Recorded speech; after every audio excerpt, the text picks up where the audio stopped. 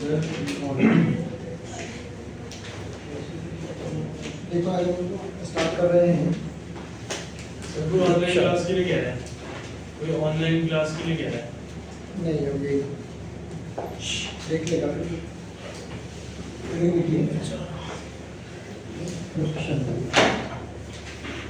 Frictional force बात करने किसकी? फ्रिक्शनल फोर्स की। सुनिएगा,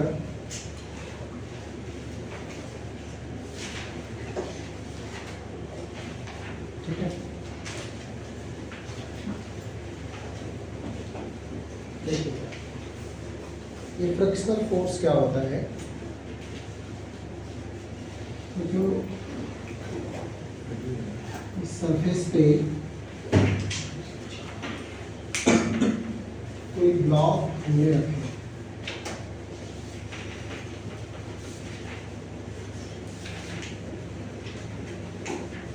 एक ब्लॉक है जिसका मास m है और ये सरफेस पे रखा गया है। अगर आप ट्राई करेंगे इस ब्लॉक को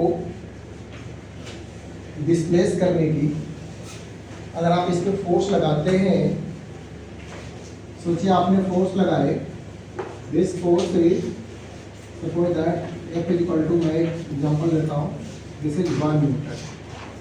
1 न्यूटन का फोर्स लगाया और ये मास है 10 kg। सुनिए बच्चे, मैं बोल रहा हूँ कि किसी सरफेस पे एक block which mass is 10 kg है ना, प्लेस किया गया है और आप 1 न्यूटन फोर्स लगाते हैं और आपने क्या एक्सपीरियंस किया कि due to applying of your force 1 newton, इस ब्लॉक में कोई एक्सेलरेशन प्रोड्यूस नहीं हुआ। आपने फोर्स लगाए हॉरिजॉन्टल डायरेक्शन में, बट ये ब्लॉक एक्सेलरेट नहीं किया। क्यों? अब क्वेश्चन है कि ये ब्लॉक एक्सेलरेट क्यों नहीं किया? अभी तक हमने जो सीखे थे उसमें क्या सीखा था कि अगर आप फोर्स लगा रहे हैं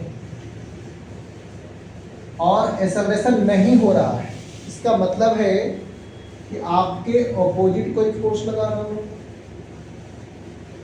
मीन्स बात सिर्फ ये है, अगर ऐसे सोचो कि आपने इस पे 1 न्यूटन का फोर्स लगाया और ये ब्लॉक हॉरिजॉन्टल डायरेक्शन में एक्सेलरेट नहीं हुआ, इसका मतलब इस पे अभी नेट फोर्स हॉरिजॉन्टल डायरेक्शन में कितना है?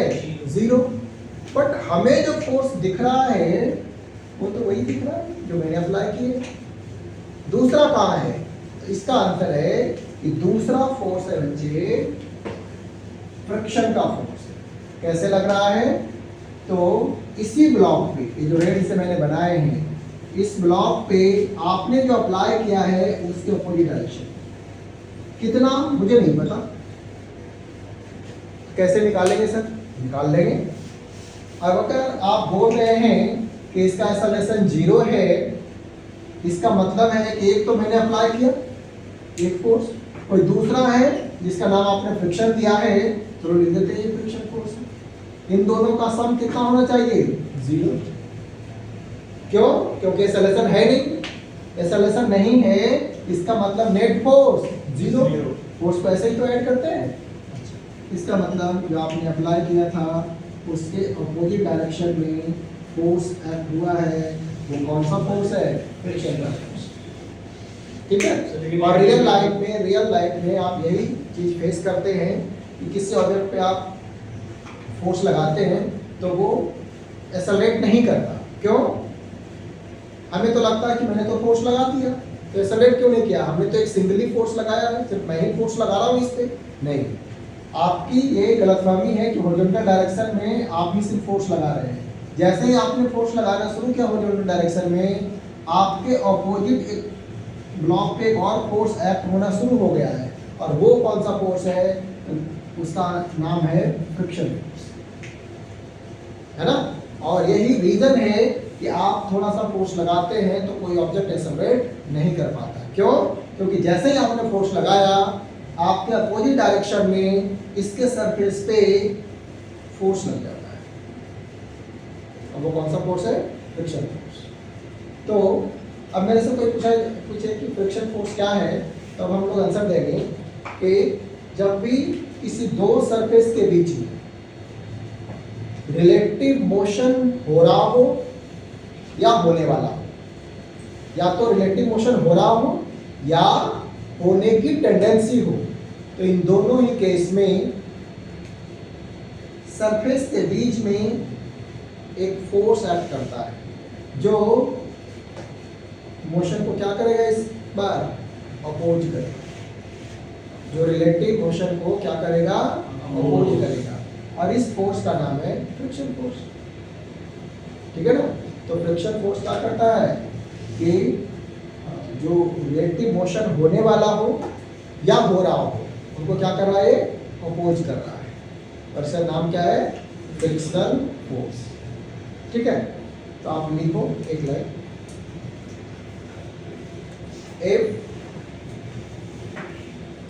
if there is a relative motion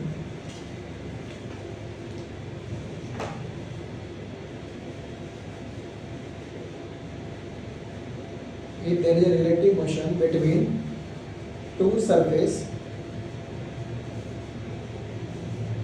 or tendency of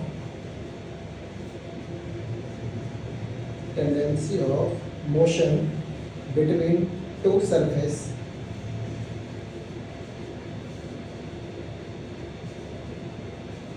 then there is a force comes into existence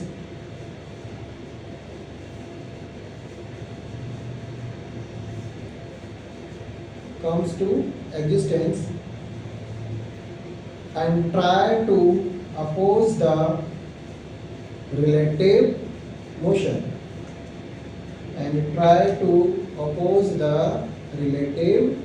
motion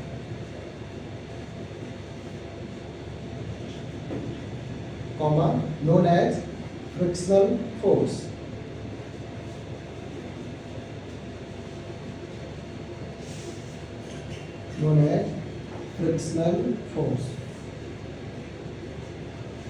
एक बार आप सुन लो, देखो मैं समराइज कर रहा हूँ।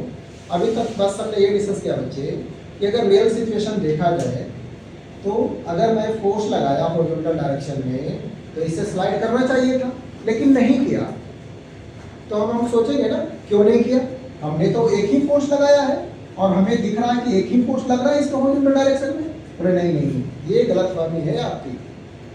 अगर एक ही फोर्स लग रहा होता तब तो नेट फोर्स हो गया 1 न्यूटन, और नेट फोर्स 1 न्यूटन क्या 0.00 न्यूटन भी होता तब भी स्लाइड करता, तब भी एक्सेलरेशन होती।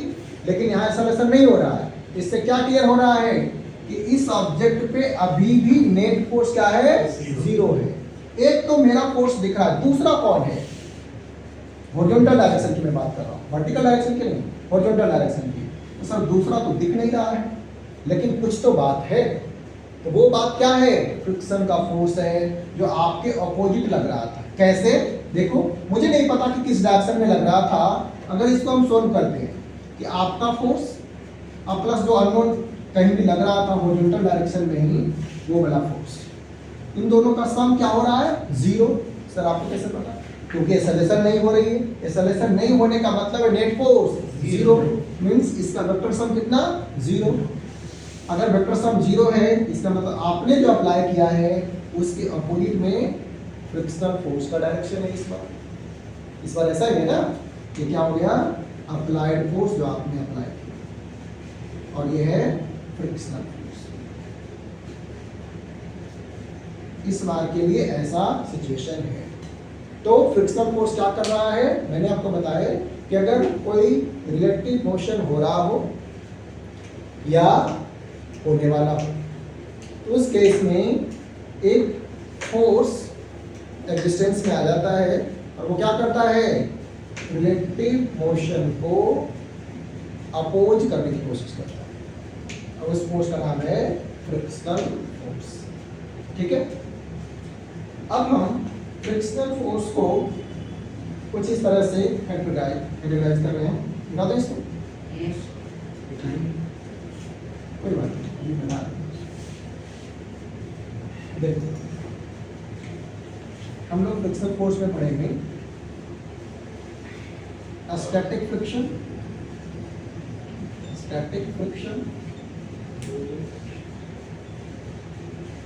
दूसरा लिमिटिंग फ्रिक्शन,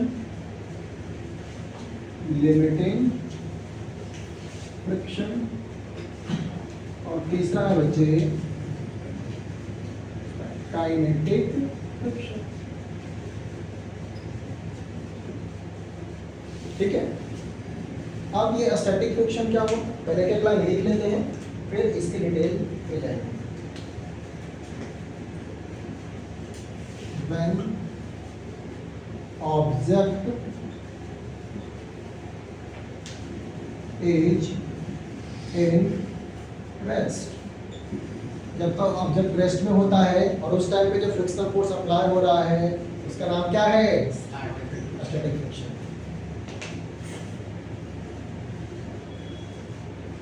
जस्ट या maximum value of maximum value of static friction, तो क्या बोलते हैं, लिमिटिंग फ्रिक्शन। ठीक है, when object is in motion,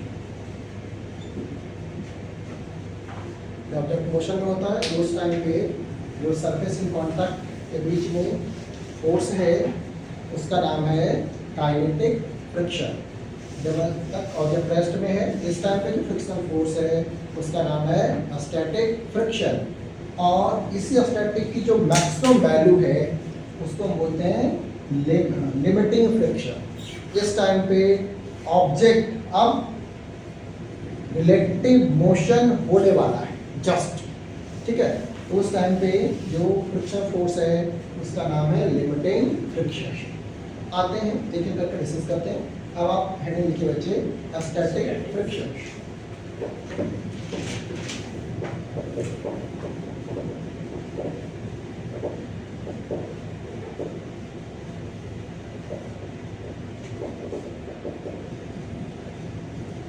static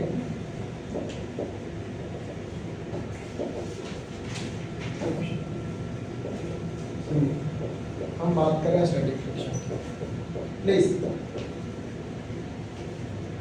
देखो ये सरफेस है, ये ध्यान से सुन लीजिए, आगे बहुत ही क्लियर हो जाएगा, नहीं तो फिर दिक्कत रहेगी।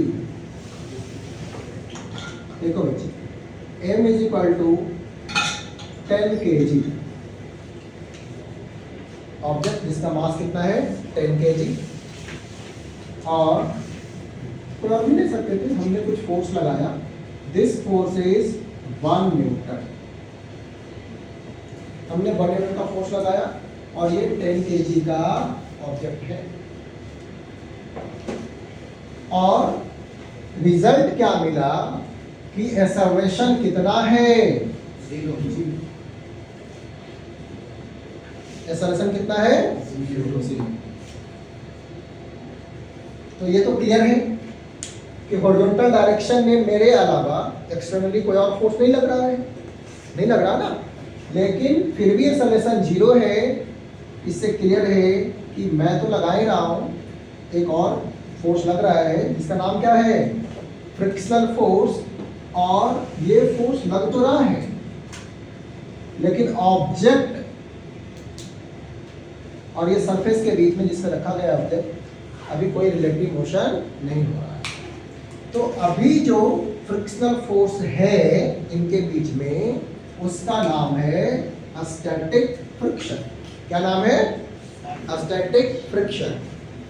और मेरे से पूछा जाए कि स्टैटिक फ्रिक्शन हम कैलकुलेट कैसे करते हैं, तो आंसर है कि स्टैटिक फ्रिक्शन कैलकुलेट करने का फार्मूला है कि static friction is less than equal to mu S into N. ठीक है, स्टैटिक फ्रिक्शन की जो वैल्यू होगी म्यू एस इंटू एन से लेस देन और इक्वल होगी, ठीक है।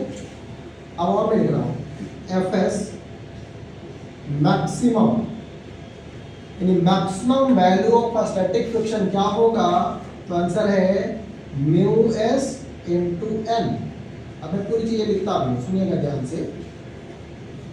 म्यू एस का क्या मतलब है, कोएफिशिएंट ऑफ स्टैटिक फ्रिक्शन। क्या है ये, coefficient of static friction. N का मीनिंग है बच्चे नॉर्मल रिएक्शन, ठीक है। And this is the maximum value, this is the, मैं लिख भी देता हूं maximum value, maximum value of static friction. अब सुन लो बच्चे, फिर लिखना आराम से। This is the maximum value of static friction, it may be less than equal to this. Static friction बहुत ही समझदार फोर्स है, ठीक है, बहुत ही समझदार फोर्स। कैसे, जरा देखो। अब इसी एग्जांपल में मैं आपको थोड़ा क्लियर करता हूं। अगर मैं बोलता हूं, देखो फ्रिक्शनल फोर्स कितना होगा सरफेस के बीच में, ये सरफेस इन कांटेक्ट पे डिपेंड करता है, राइट। जैसे अभी इस क्लासरूम में किसी ऑब्जेक्ट को हमें अगर पुल करना होगा, तो क्लासरूम का सरफेस हमें कम फ्रिक्शन फोर्स प्रोवाइड करेगा कंपेयर टू आप रोड पे चले जाओ, तो रोड पे ज़्यादा फ्रिक्शन फोर्स रहेगा और इस क्लासरूम के सरफेस पे कम फ्रिक्शन फोर्स रहेगा। इतना तो हमें एक्सपीरियंस है, बिना फिजिक्स पढ़े ही, हाँ या ना। तो इसका मतलब है frictional force surface in contact के मटेरियल पे डिपेंड करता है और उसी पे डिपेंड करता है एक कांस्टेंट जिसको बोलते हैं कोएफिशिएंट ऑफ फ्रिक्शन। यहाँ स्टैटिक के लिए है, तो यहाँ क्या नाम है, कोएफिशिएंट ऑफ स्टैटिक फ्रिक्शन। तो अगर मैं बोलता हूँ बच्चे कि कोएफिशिएंट ऑफ स्टैटिक फ्रिक्शन, इस बार मैंने डिटेल दे दिया, लेट जैसे 0.2 फॉर एग्जाम्पल 0.2। अब मेरे से कोई पूछे कि बताइए कि इस पे स्टैटिक फ्रिक्शन कितना है, तो मेरे पास जो फॉर्मूला है वो फॉर्मूला मुझे बता सकता है कि मैक्सिमम कितना हो सकता है।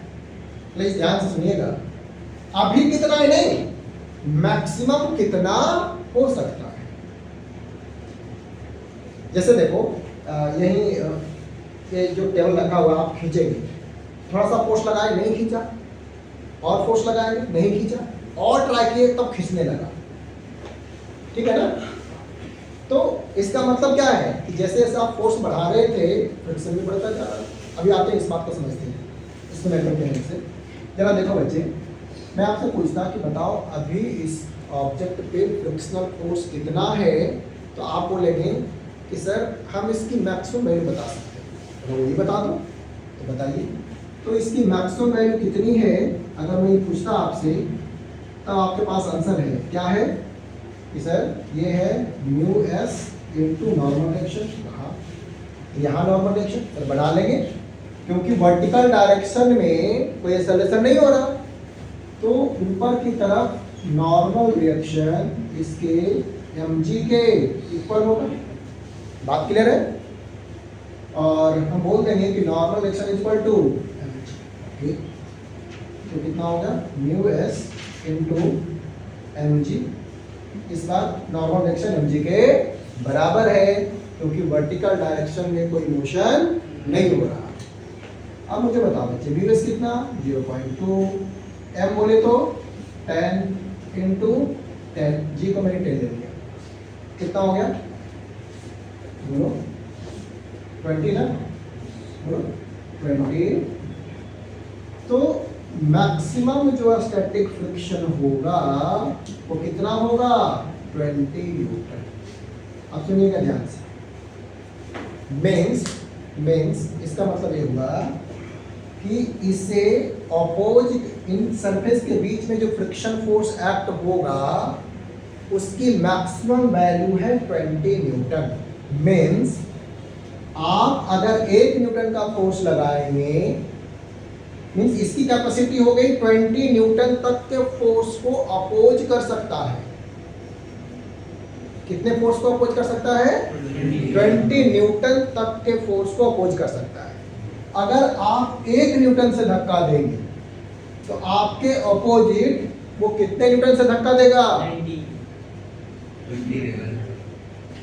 फिर फंस गए। तो आंसर 1 न्यूटन से। एक ही आंसर ऑफिस। जैसे हमारे पास बहुत सारी चीजें हैं, अब चींटी को मारना है तो थोड़े ही छोड़ेंगे, बम फोड़ना।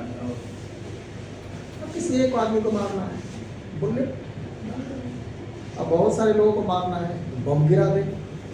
अब इनके पास कैपेसिटी है, कैपेसिटी कितना है कि वो 20 न्यूटन को अपोज कर सकता है। लेकिन अभी इसको इस पे कितना फोर्स लगाया गया था? 1 न्यूटन स्लाइड कराने के लिए।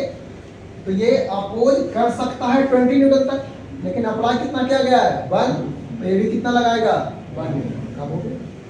मीन्स अभी मैं आपसे पूछता कि बताओ फ्रिक्शनल फोर्स कितना है, तो आप बोलेंगे सर 1 न्यूटन। कैसे? देखो 1 न्यूटन आपने अप्लाई किया और 1 न्यूटन इसने अप्लाई किया, नेट फोर्स, इसीलिए सॉल्यूशन नहीं हुआ। अब जिसने बोले मनीष ने बोले सर 19 न्यूटन, अब मैं इनका आंसर बताता हूं। अगर आप 1 न्यूटन राइट में लगाए हैं और इधर 19 लग जाएगा तो ये तो अपने आप चलने लगेगा। नहीं, किसी ऑब्जेक्ट को छू दो वो चलने लगेगा, यही होना चाहिए ना जब आप बोल रहे हैं। तो अगर ये एक्सेलरेट नहीं हो रहा है इसका मतलब क्या है? आपने जितना लगाया है इसने भी आपके अपोजिट में उतना ही लगाया है, उससे ज्यादा भी हो सकता है। नहीं हो सकता ना। अच्छा चलो, अब इस बच्चे की जिद है तो मैं इसको बताता हूँ। मतलब बेसिकली जितना मैं लगाऊंगा उतना वो लगेगा। अगर मैं उसके लिमिट को क्रॉस करता हूँ मैं यहाँ बना रहा हूँ, प्लीज प्लीज सुनो। ये बोल रहे हैं, मैं नहीं बोल रहा, इस बच्चे ने बोल रहे हैं। ये बोल रहा है क्षितिज कि एक फोर्स लगाया गया है, ये एक्सटर्नल फोर्स है, अप्लाइड फोर्स है। कितना अप्लाई किया गया है? 1 न्यूटन। और सेम है डाटा, मैं अलग से इसको सिर्फ लिख दिया हूँ। म्यू इस बार कितना है? 0.2। तो मैक्सिमम फ्रिक्शन फोर्स कितना हो सकता है? कैलकुलेट कर लिया आपने? 20। ये हो सकता है मैक्सिमम। तो अगर ये अप्लाई 1 न्यूटन हुआ है और मैं देखना चाहता हूँ कि ये फ्रिक्शन फोर्स कितना लगा है, एक तो तरीका ऐसा है कि एफ अप्लाइड प्लस फ्रिक्शन, और आप देखिए क्या एक्सेलरेशन हो रही है? नहीं हो रही है, स्टैटिक फ्रिक्शन लग रहा है। इसका सम कितना है? 0। इसका मतलब जो अप्लाई किया गया है, देखो बच्चे, जो अप्लाई किया गया है उसके बस अपोजिट डायरेक्शन में सेम अमाउंट का फ्रिक्शन फोर्स एक्ट हुआ है। तो अप्लाई कितना किया गया? 1 न्यूटन। तो फ्रिक्शनल फोर्स भी कितना लगा? 1 न्यूटन। इसकी कैपेसिटी है कितने की? 20 न्यूटन अप्लाई करने की, लेकिन अभी कितना लग रहा है? 1 ही न्यूटन। जब भी आपके मन में आए कि ज्यादा नहीं लग सकता, क्या नहीं लग सकता। अगर ज्यादा लगेगा तभी अपोजिट डायरेक्शन में मूव कर जाता है, लेकिन ऐसा हो रहा है क्या? नहीं ना। इसका मतलब एक्सेलरेशन तो अभी 0 है। एक्सेलरेशन 0 होने का मतलब ही है कि जितना आपने अप्लाई किया आपके अपोजिट में उतना ही फ्रिक्शन है। ठीक है, देखो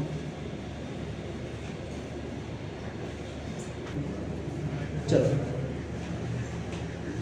अब इसके आगे आपसे क्वेश्चन पूछ लेते हैं। मीन्स यहाँ हमने सिर्फ ये सीखा है कि मैक्सिमम स्टैटिक फ्रिक्शनल फोर्स को कैलकुलेट कर लेंगे, राइट। कैलकुलेशन मुझे क्या दिया कि मैक्सिमम इतना फ्रिक्शनल फोर्स अप्लाई हो सकता है 20 न्यूटन।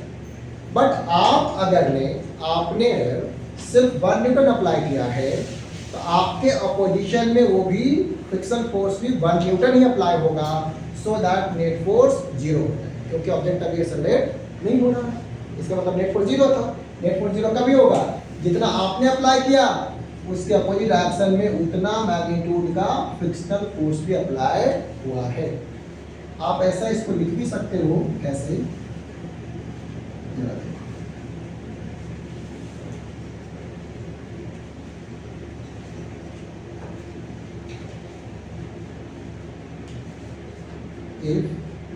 if applied, जो अप्लाइड हुआ है बच्चे वो लेस देन है किससे? FS max.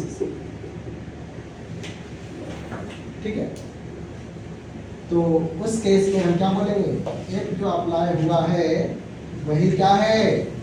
स्टैटिक फ्रिक्शन है, नॉट मैक्सिमम। देखो यहाँ मैक्स लगा हुआ है, यहाँ मैक्स नहीं लगा हुआ है, वही स्टैटिक फ्रिक्शन है। ठीक है, समझ गए?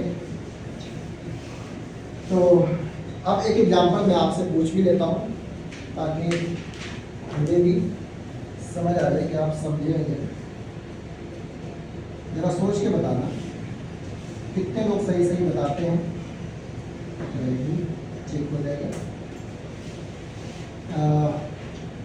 20 kg का रख देता हूँ ब्लॉक और म्यू है इस बार 0.3 न्यूटन, सॉरी 0.3 न्यूटन। ठीक है, क्वेश्चन ये है, एक ब्लॉक हॉरिजॉन्टल सरफेस पे रखा गया है, मास है 20 kg और ब्लॉक और सरफेस के बीच में कोएफिशिएंट ऑफ फ्रिक्शन है 0.3। क्वेश्चन है कि बताइए फ्रिक्शनल फोर्स कितना है? वो जरा सोच के बताओ। चलो सुन लेते हैं। हम ये बात कर रहे थे कि अभी इसके फ्रिक्शनल फोर्स यानी स्टैटिक फ्रिक्शन कितना है, तो आंसर क्या है? 0। सर क्यों 0? किसी बच्चे ने आंसर दिया कि सर फ्रिक्शनल फोर्स है म्यू एस इंटू एन। बच्चे ये मैक्सिमम है, इतना हो सकता था, इतना हो सकता था, बट आपने तो कोई फोर्स अप्लाई ही नहीं किया। तो अगर आपका फोर्स जो है, देखो मैं क्या बोला, अगर मैक्सिमम से आप अप्लाइड फोर्स अगर मैक्सिमम से कम है, मैक्सिमम कितना था? यहाँ सॉल्व करो, कितना आ रहा था? म्यू एस 0.3 इंटू एन कितना आ रहा है? एन हो गया नीचे एम जी, तो एम बोले तो बच्चे 20, जी बोले तो 10, कितना हो जाएगा? 60 न्यूटन। कितना मैक्सिमम हो सकता था, लेकिन अप्लाई कितना किया गया है? 0। तो इस बार अप्लाइड पूछा जाए, एफ अप्लाइड कितना है ही नहीं, 0 है। तो फ्रिक्शनल फोर्स भी कितना ही होगा? एफ अप्लाइड के बराबर। और एफ अप्लाइड कितना है?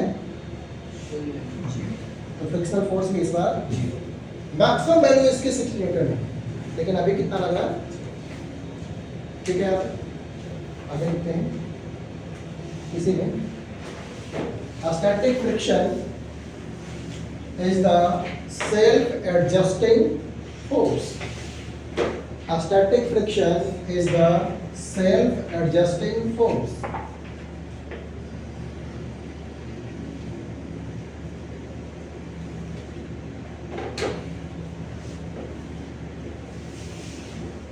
आप इसको इक्वल भी लिख सकते हो, कोई दिक्कत नहीं है, इसको ऐसे भी लिख सकते हो।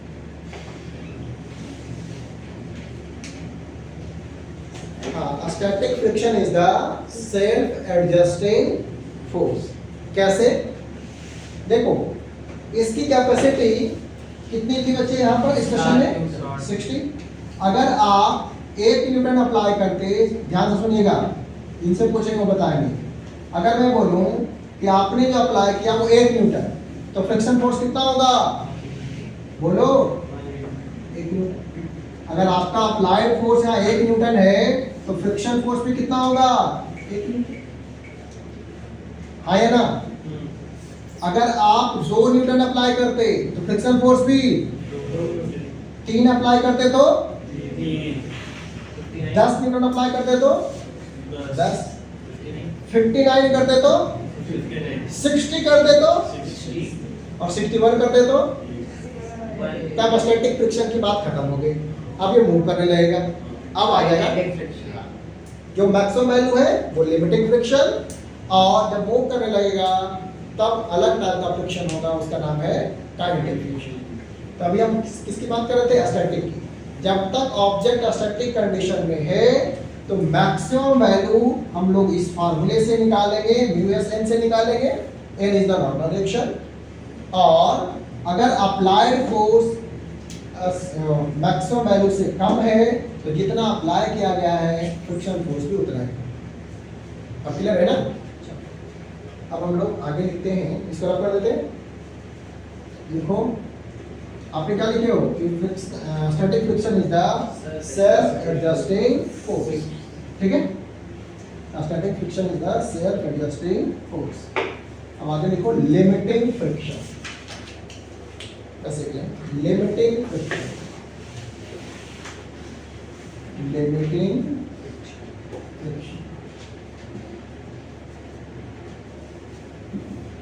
देखो, maximum value of static friction,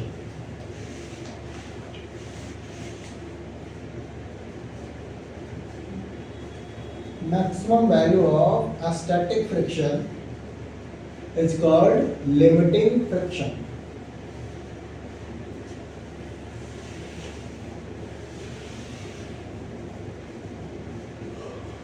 ठीक है? At this situation,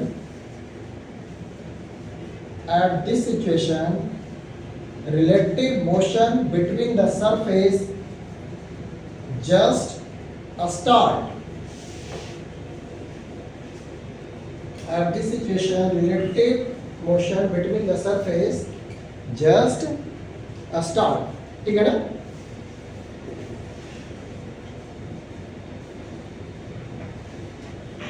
और ऐसा लिख सकते हैं कि जो स्टैटिक फ्रिक्शन की मैक्सिमम वैल्यू है, मैंने पहले भी लिखाया था, वो लिमिटिंग फ्रिक्शन के बराबर होगा। फॉर्मूला अगर मेरे से कोई पूछ ले एफ लिमिटिंग कितना होगा, तो mu limiting into normal friction. हर एक जगह फ्रिक्शन के लिए coefficient of friction into normal reaction, ये coefficient of limiting friction into normal reaction. मैं ऐसा बना भी देता हूँ, ये ऑब्जेक्ट है, ठीक है, तो म्यू एल हो गया, नॉर्मल हो गया एम जी। इस बार एन किसके बराबर है? एम जी के बराबर। तो लिमिटिंग फ्रिक्शन यहाँ से आप ऐसे भी लिख सकते थे, म्यू एल और एम जी, ठीक है?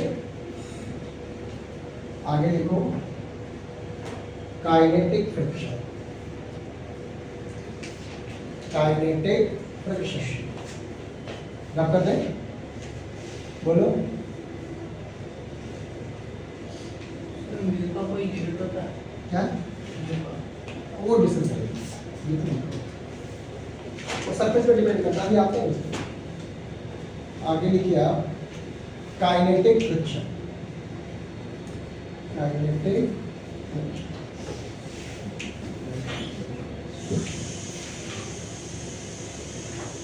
देखो, when there is a relative motion between two surfaces in contact,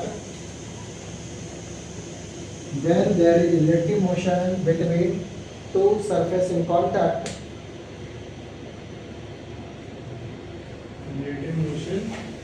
relative motion between two surfaces in contact, frictional force come into existence is known as kinetic friction. Frictional force come into existence is known as kinetic friction. ठीक है? Come into existence, frictional force come into existence is called kinetic friction. देखो,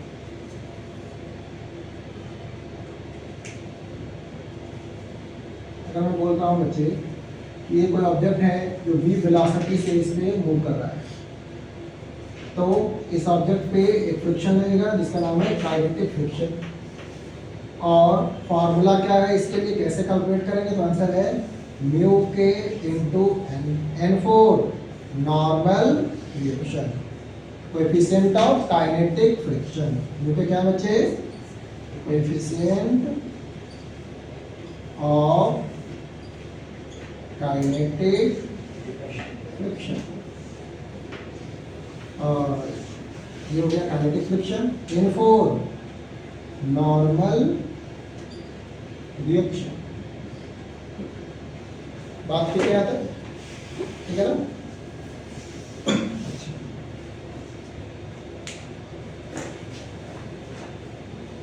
इस बार अगर जो मेरे से पूछा जाता तो this is the normal reaction, this one is the mg, और नॉर्मल रिएक्शन mg के बराबर है, ऐसा ही है। और कैलकुलेशन में क्या हो जाता, लिखना होता तो लिख सकते थे कि म्यू एफ के इक्वल टू म्यू के और एम। इस बार ऐसा होता क्योंकि नॉर्मल रिएक्शन इस बार एम जी के बराबर है, ठीक है। एक बार कॉन्सेप्ट फिर हम आपके साथ इसके बेस्ट क्वेश्चन डिस्कस करेंगे।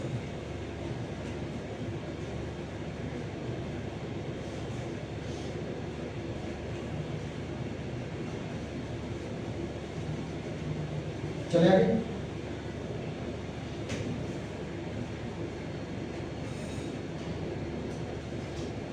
क्लियर है, मिटा दें।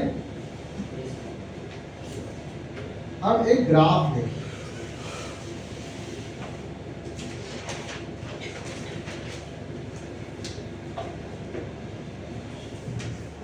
ये ग्राफ है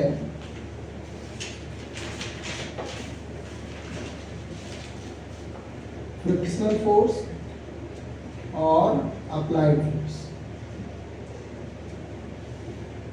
ठीक है। ये क्या है, अप्लाइड फोर्स। ग्राफ देखो कैसा आ रहा है। अभी आपने क्या देखा कि स्टैटिक फ्रिक्शन कैसा फोर्स है, सेल्फ एडजस्टिंग फोर्स। कैसा फोर्स है, सेल्फ एडजस्टिंग फोर्स। तो अगर अप्लाइड फोर्स जीरो है तो फ्रिक्शनल फोर्स भी जीरो, और उसका क्या नाम था, स्टैटिक फ्रिक्शन। याद हो गया ना, अगर आप कोई फोर्स ही नहीं अप्लाई किए हैं तो फ्रिक्शनल फोर्स अपने आप थोड़ी आता है, वो तो रिलेटिव मोशन को अपोज करने के लिए आता है। अब किसी ने रिलेटिव मोशन स्टार्ट करने की कोशिश ही नहीं की तो फ्रिक्शनल फोर्स भी नहीं आएगा, ठीक है ना। तो फ्रिक्शनल फोर्स ऐसा नहीं है कि किसी सरफेस के बीच में हमेशा होता नहीं, ये एग्जिस्टेंस में तब आता है जब रिलेटिव मोशन या तो हो रहा हो या होने वाला हो, ठीक है। तो जब अप्लाइड फोर्स जीरो था तो फ्रिक्शन फोर्स भी कितना था, अभी पीछे देखे थे ना आपने, बोलो। अब जैसे जैसे आप अप्लाइड फोर्स बढ़ाएंगे फ्रिक्शन फोर्स भी, राइट। और इसकी जो मैक्सिमम वैल्यू है उसको क्या बोलते हैं, लिमिटिंग फ्रिक्शन। ये लिमिटिंग है। जैसे ही ऑब्जेक्ट चलना स्टार्ट करता है तब ये फ्रिक्शन फोर्स की वैल्यू थोड़ी सी कम हो जाती है और फिर कांस्टेंट हो जाती है, ठीक है। तो यहां से यहां तक ये जो फ्रिक्शन है उसका क्या नाम है, स्टैटिक फ्रिक्शन। और लिमिटिंग फ्रिक्शन कुछ और नहीं है, स्टैटिक की ही मैं बार बार लिख रहा हूं मैक्सिमम वैल्यू है। अब जो फ्रिक्शन फोर्स लग रहा है इसका नाम है काइनेटिक फ्रिक्शन। अगर पेपर में आता है ग्राफ से शो कीजिए कि static friction is the self adjusting force, तो आप ये ग्राफ बना सकते हैं। इस ग्राफ में आप ये दिखाएंगे, here as applied force increases friction force also increases, means static frictional force is also increases till reach the maximum value। जब मैक्सिमम वैल्यू अचीव कर लेगा जिसका नाम है लिमिटिंग फ्रिक्शन, तब फ्रिक्शन फोर्स थोड़ी और कम हो जाएगी और ऑब्जेक्ट मूव करना स्टार्ट होगा, ठीक है। और इस टाइम पे जो फ्रिक्शन फोर्स एक्ट होगा उसका नाम है काइनेटिक फ्रिक्शन। क्लियर है ना। फॉर्मूला सबके लिए आपने अभी लिखे ही हैं। अगर यहाँ से देखा जाए तो लिमिटिंग फ्रिक्शन स्टैटिक फ्रिक्शन से बड़ा है ये और काइनेटिक फ्रिक्शन से भी बड़ा है। काइनेटिक देखो ना, ये छोटी वैल्यू है ना, लिमिटिंग स्टैटिक से भी बड़ा है, काइनेटिक से भी बड़ा है। देखो ना, मैं ऐसा लिख सकता हूँ if limiting is greater than kinetic, साथ में FS is less than F limiting, और एफएस की जो मैक्सिमम वैल्यू है it is equal to F. ये बात क्लियर है? कभी अगर ऐसा क्वेश्चन आ जाए तो आप लिख कर लें, ठीक है ना? बोलो, ये देख के ही मैंने लिखा है कि स्टैटिक की वैल्यू बढ़ती जा रही थी। स्टैटिक के मैक्सिमम वैल्यू को हम लिमिटिंग बोलते हैं।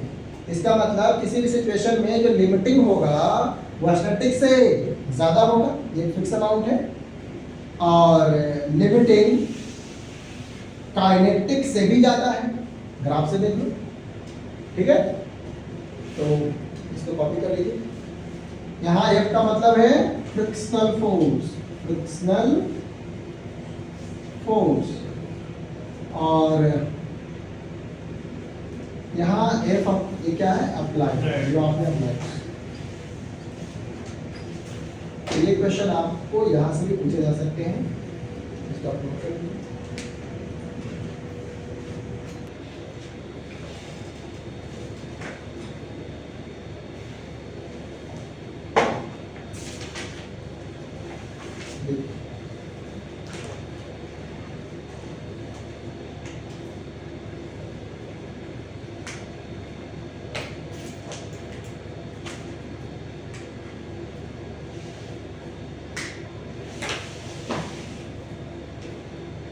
देखिए बच्चे,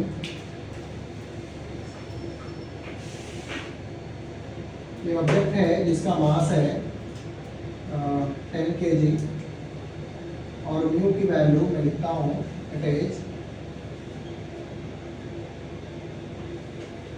0.1, एंड जो फोर्स लगाया गया है दिस फोर्स इज 50 न्यूटन, ठीक है? तो 50 Newton. Find displacement in 10 seconds. If start from this.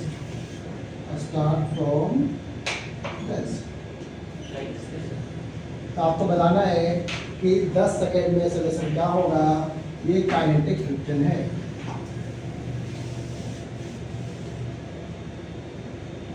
दस सेकेंड में एक्सेलरेशन नहीं, सॉरी, डिस्प्लेसमेंट क्या होगा।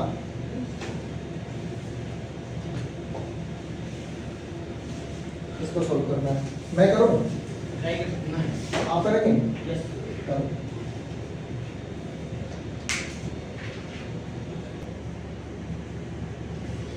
देखिए आंसर में लिखता हूँ।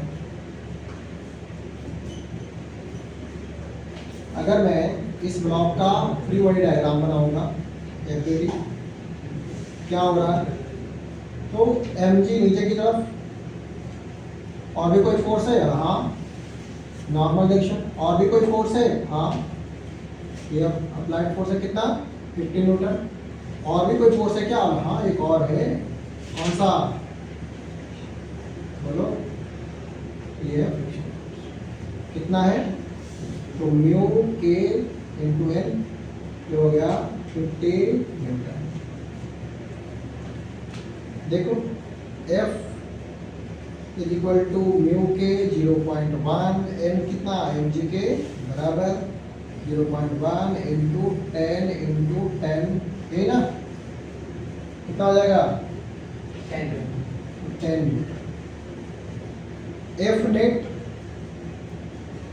हो जाएगा F minus F is equal to 50 minus 10 10 is equal to 40 Newton.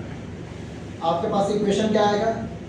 देखो इक्वेशन क्या आएगा, इस ब्लॉक पे कितने फोर्सेस, अप्लाइड फोर्स राइट की तरफ, लेफ्ट की तरफ minus F, net force equal to mass into acceleration. इस बार नेट फोर्स कितना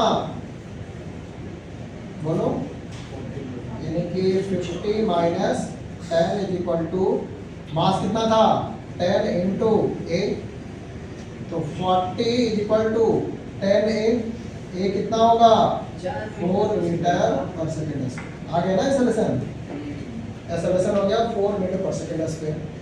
अब एक्सेलरेशन मुझे मिल गया है तो डिस्प्लेसमेंट क्या होगी बताओ? 200 मीटर। तो S is equal to ut plus half AT square. U बोले तो स्टार्ट क्या है रेस्ट से, हाफ एक्सेलरेशन कितना 4 और टाइम कितना 10 सेकंड, यही ना? ये 2 हो गया, 100 इंटू 2 कितना 200 मीटर। इस बार डिस्प्लेसमेंट कितनी होगी 200 मीटर। क्या मीटर 200 मीटर। ठीक है, आसान है। तो आपको देखना है कि फोर्स कितना लग रहा है, नेट फोर्स निकालना है, उसे एक्सेलरेशन आ जाएगा। अब एक्सेलरेशन आ गया तो सारी बातें बिल्कुल ठीक है ना? लास्ट क्वेश्चन क्यों? सर आपसे बहुत हो गया। देखिए अब आगे आओ, देखते हैं कुछ और चीजें लिखी। देखो angle of repose, REPOS, repose, angle of repose. सुन लो,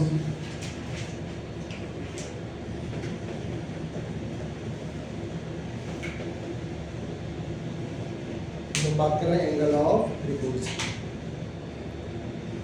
अब पहले सुन लीजिए फिर लिखिएगा। यहाँ कोई ऑब्जेक्ट है,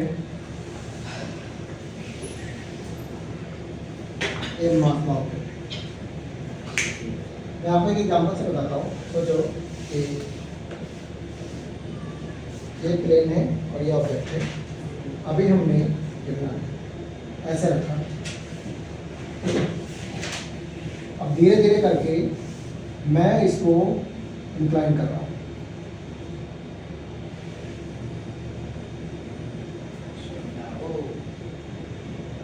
है ना? एक डिफरेंट एंगल पे ये ब्लॉक स्लाइड करना स्टार्ट कर दिया। तो जिस मिनिमम एंगल पे स्लाइडिंग जस्ट स्टार्ट होती है that is called angle of repose. अगर थीटा एंगल पे स्लाइडिंग स्टार्ट हुई है तो theta is the angle of repose. Theta 30 हो सकता है, 20 हो सकता है, जो भी हो, 15 डिग्री हो सकता है। ये डिपेंड करेगा कि ये ब्लॉक और इंक्लाइन प्लेन का सरफेस कैसा है, मीन्स इनके बीच में कोएफिशिएंट ऑफ फ्रिक्शन क्या है। ठीक है, तो आइए डिस्कस करते हैं इसको। देखो ये mg इतना तो क्लियर, फ्री बॉडी डायग्राम बना रहे हैं यहीं पे। ये क्या हो जाएगा नॉर्मल फ्रिक्शन, और हम लोगों ने सीखे थे बच्चे कि ये थीटा है तो ज्योमेट्री से ये भी एंगल थीटा हो जाएगा। अब mg को मैं कंपोनेंट में ब्रेक कर रहा हूँ क्योंकि मोशन तो इस डायरेक्शन में नहीं हो सकता, वर्टिकली डाउनवर्ड, इंक्लाइन प्लेन के अलग होकर mg cos थीटा और इस डायरेक्शन में क्या है mg। ठीक है, अगर ये नीचे आना चाहेगा तो फ्रिक्शन कैसा लगेगा ऊपर की तरफ, क्योंकि इसके मोशन को वो अपोज करना चाहता है। मैंने बोला कि थीटा एंगल पे अब ये स्लाइडिंग स्टार्ट करेगा, मीन्स हम ऐसा बोल सकते हैं कि अभी तक ये रुका हुआ है। ठीक है, अब थोड़ा सा भी एंगल बढ़ेगा तो स्लाइड करना स्टार्ट करेगा, और इस एंगल का नाम है angle of repose. Means it is the minimum angle eight which sliding just a start. देख लो, it is the minimum angle at which sliding just a start. Sliding just a start, है ना? Called angle of repose. Called angle of repose.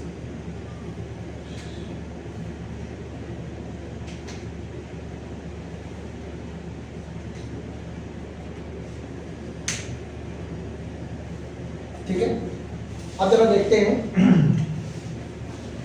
For normal to the incline plane. Incline plane, सुनना बच्चे ध्यान से. इस incline plane के normal direction की हम बात कर रहे हैं, तो यानी परपेंडिकुलर डायरेक्शन की बात कर रहे हैं. इंक्लाइन प्लेन के परपेंडिकुलर डायरेक्शन में क्या कोई एक्सेलरेशन हो रहा है? नहीं. ना तो हो सकता है, नहीं ना. मीन्स इस डायरेक्शन में क्या है, ये इक्विलिब्रियम में है. तो हम क्या लिख सकते हैं कि n is equal to mg cos theta. ये बात ठीक है, क्योंकि इस डायरेक्शन में कोई एक्सेलरेशन नहीं हो रहा. अब along the inclined plane, अब इस प्लेन के अलॉन्ग जरा देखते हैं. यहां भी हमने क्या ही देखा है कि अभी स्लाइडिंग हुआ नहीं है. अब थोड़ा सा भी एंगल बढ़ाएंगे तब स्लाइडिंग हो जाएगी. अभी स्लाइडिंग नहीं हो रही. इसका मतलब क्या है, mg sin theta minus friction is equal to mass into zero acceleration. अभी क्या है, रेस्ट में ही है. अभी क्या है, रेस्ट में ही है. तो हम क्या लिखेंगे कि mg sin theta is equal to F. यहां से लिख दीजिए और आगे देखो, mg sin थीटा. एफ क्या है सर? एफ होता है म्यू एन के बराबर. हाँ, अब mg sin थीटा, बताओ बच्चे, एन कितना था? mg cos theta. तो देखो mg cos थीटा, mg से mg कैंसिल, तो sin theta is equal to mu cos theta. इस cos थीटा को इधर लेके आ जाओ. sin theta upon cos theta is equal to mu. हाँ, तो tan theta is equal to mu, और आपके पास आंसर हो गया theta is equal to tan inverse v. और इस थीटा को बोलेंगे एंगल ऑफ रिपोज. ठीक है,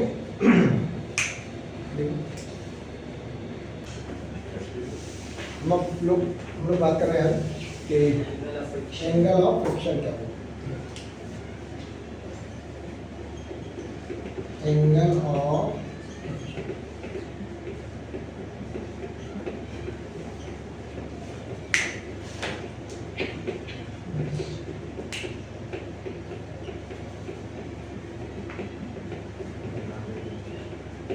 ये कोई ऑब्जेक्ट है, मैं अलग नहीं लिखता हूं.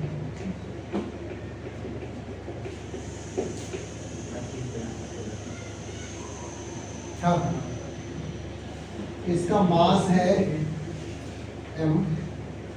तो नीचे की तरफ फोर्स कितना, mg. नॉर्मल रिएक्शन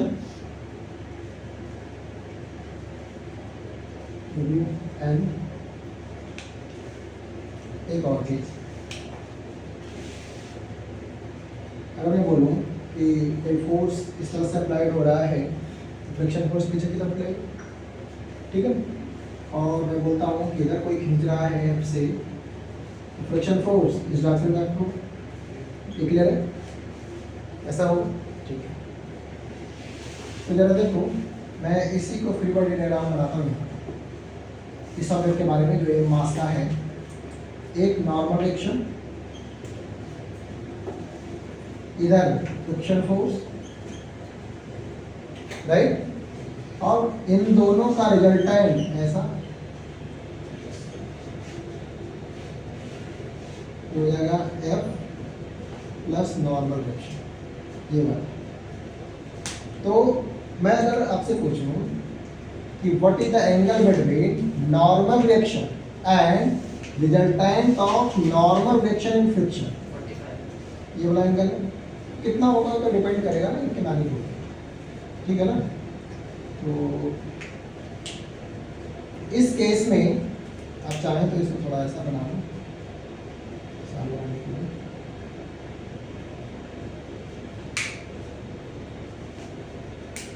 नॉर्मल हो गया, रिएक्शन हो गया। अब सुनो थोड़ा सा, मैंने क्या किया है, एम मास का ऑब्जेक्ट है, अगर एम फोर्स राइट डायरेक्शन में अप्लाई होगा तो फ्रिक्शन फोर्स अपोजिट डायरेक्शन में कितने फोर्सेस हो गए, M G, normal reaction, applied force और फ्रिक्शन फोर्स।